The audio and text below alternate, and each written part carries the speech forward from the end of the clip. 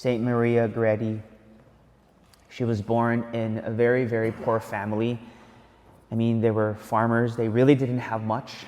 And when she was a little girl, about 9 years old, her father suddenly died, and the family really now couldn't sustain anything.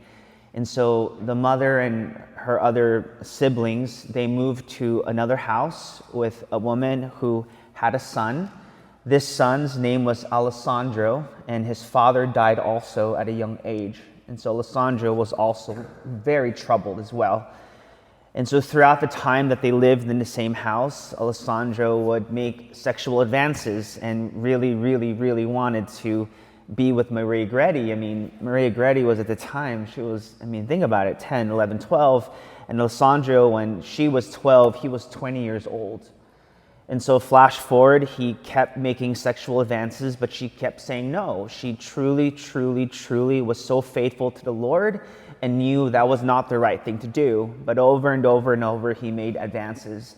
And one day, when she was taking care of her little sibling and the mother and the other children were working in the field, Alessandro did the sexual advances again, and she pushed him away. And he said, "I will kill you if you don't let me do this." And she said, "I would rather die than let you do this."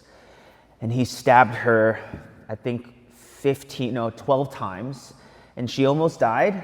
And so they took her to the hospital, and over the course of a few days, she ended up dying at age 12.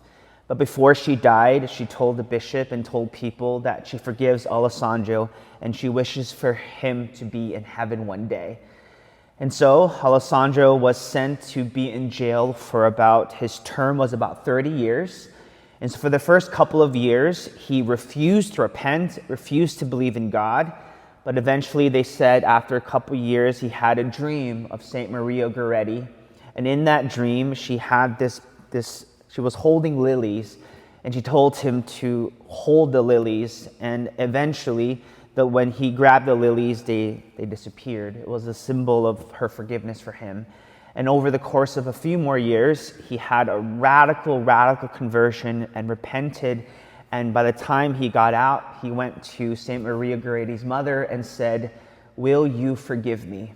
And she said to him, "How could I refuse forgiving you if my daughter already forgave you?"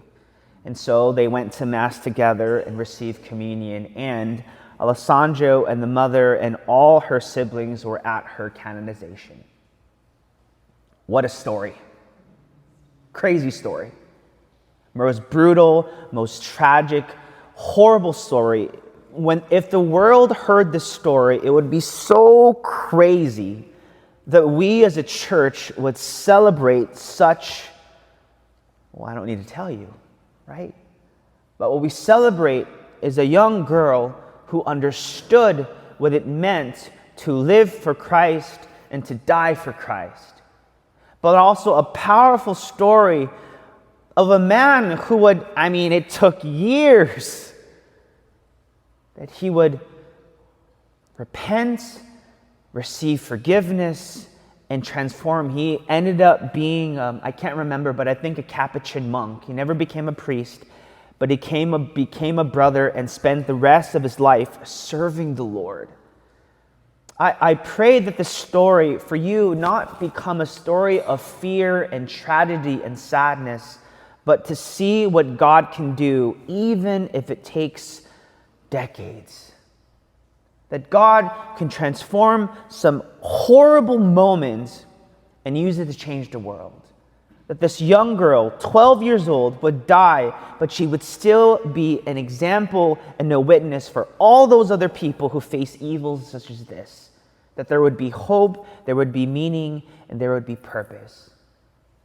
My dear friends, as we keep moving forward into ordinary time, I pray and I hope that these saints become living examples and living lights for you to keep living out your faith.